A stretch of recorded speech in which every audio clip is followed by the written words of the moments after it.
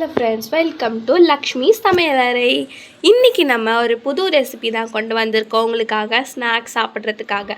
So ஒரு சிம்பிளான snacks idea பார்க்கலாமா? அதை சுண்டல் வச்சு வாங்க வீடியோக்குள்ளே போகலாம்.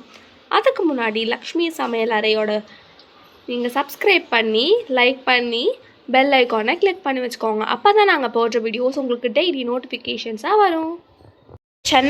சென்னா வச்சு எப்படி நல்லா மசாலா சென்னா செய்கிறது ரோட்டு கடையில் ரோட்டு ஸ்டைல் மாதிரின்னு தான் பார்க்க போகிறோம் இல்லையா?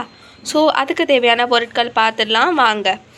1 கப் சென்னா, நல்லா பாயில் பண்ண சென்னா நான் எடுத்திருக்கேன். அப்புறம் கொஞ்சமாக வெங்காயம், மாங்காய், கேரட், இது 3த்தையுமே நல்லா திருவி வச்சுருக்கேன்.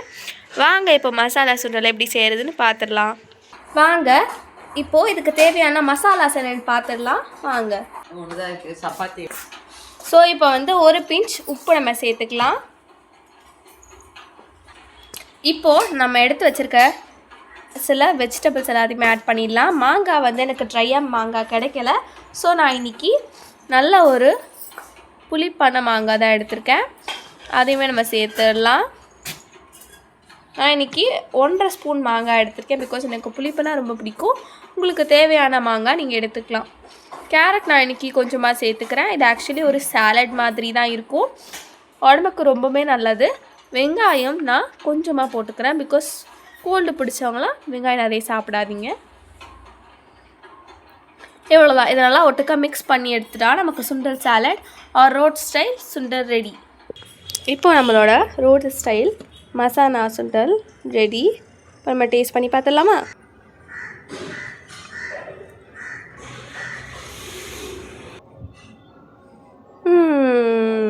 பார்க்குறதுக்கே ரொம்ப நல்லா இருக்குது. சாப்பிட்றேன்.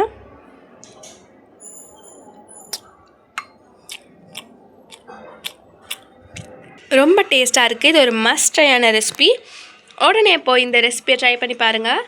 மறக்காமல் நம்ம லக்ஷ்மி சமையலறையை சப்ஸ்கிரைப் பண்ணுங்கள். பாய் பாய்.